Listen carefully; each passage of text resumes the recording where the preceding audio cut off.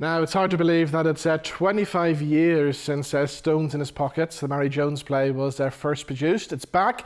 It's back at the Lyric Theatre, and I'm pleased to say Gerard, McCabe and Matthew McElhinney are going to tell us all about it. Guys, welcome. So I'm going to start with you, Matthew, first, because there's no pressure on you. Your mum wrote it, your dad directed the original one, and now you're directing this one. Yeah, it's a real family affair.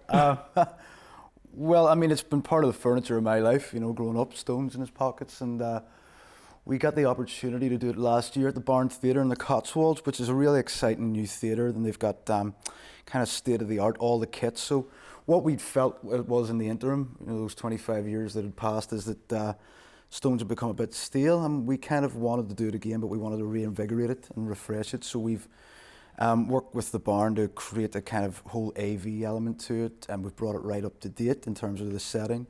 And it really is Stones in His Pockets, like you haven't seen it before, you know, and it'll feel like watching it afresh, which is what we were after. Exactly, so It's a two-hander. Gerard, obviously you're acting at this time round. What's it like for an actor to do this show?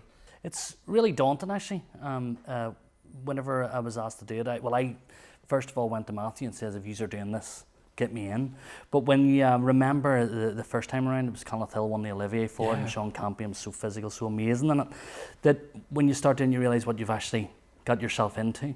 So yeah, it was really tough. I found, especially because it was just after lockdown, so after 2 years of not doing anything, it's tough to get into the swing of things again. But actually Matthew was brilliant and gave us all the time and space that we needed to create these characters, make them our own, so it's not just a carbon copy of the original characters, that we're able to put our own stamp on it. And I think we've done a good job. The reviews have been brilliant, and it's going to be fantastic. Brilliant. Okay, so there's bound to be people out there who haven't seen the show, they'll be coming to see it for the first time. Remind us what it's all about then. That's the best thing about this. Whenever I was thinking, I seen not the original, but whenever it transferred to the Grand Opera House, and I was just thinking the exact same thing. That's 23 years ago. There's a whole new era, new people that haven't seen this, and they're in for such a treat because it ticks all the boxes. It's a great night out, but it's a show with heart, real heart, and the message behind it and stuff is just fantastic. So I'd say it's probably up there, one of the top 5 plays ever to come from Northern Ireland. So if you haven't seen it, or even if you can't remember it, buy tickets, get down to see it, because you're going to miss out. And the two main characters, I mean, they're just such fun characters to play, aren't they? All Matthew's mum's characters that she writes are so well developed, so rounded, but these two are the foremost. They're so close to us as artists, as creatives. If you have anything to do with the industry, you look at these characters and you know someone like that. You know, a Charlie Conlon or a Jake Quinn.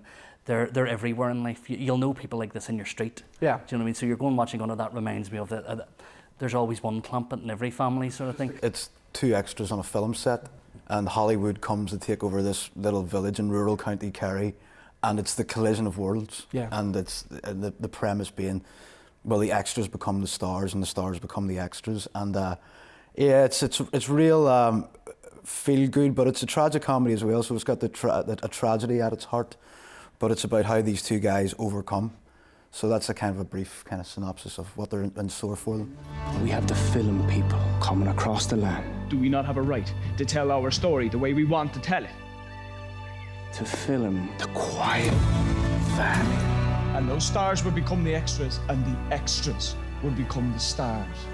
Charlie, for the first time in my life, I believe in me. I'm so used to thinking that everything I do is bound to be no good. Wide shots! Mid shots! Blue shots! Yes! Stones in His Pockets. And it's great because it's been brought right up to date. You know, we've got Amazon Prime now streaming stuff. You know, you've got Game of Thrones. We're filming here for years, and there's so much film activity here that actually you can't get away from it. No, it's still very relevant. And because of things like Game of Thrones, half of Northern Ireland have been extras now in these things as well. So they won't be able to relate to this, won't they? Yeah, I mean, it's actually probably even more relevant now than when it was first done. It was first done, what had inspired it was actually Michael D. Higgins. He had put in a lot of tax breaks for film companies. So at the time in the 90s, a slew of big Hollywood blockbusters were being made here.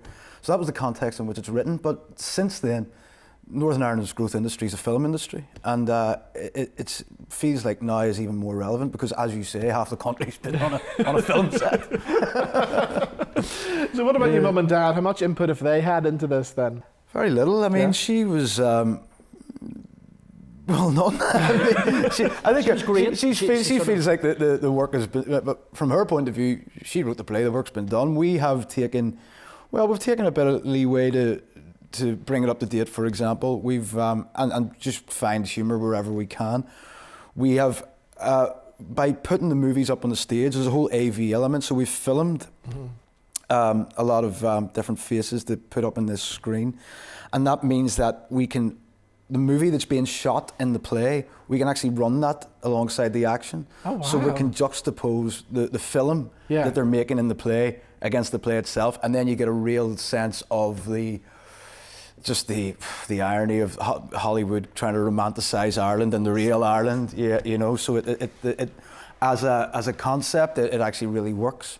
So that's kind of one of the main new elements we've brought to it. And Mary as well is of the opinion that it is the new generation, the show's for a next generation.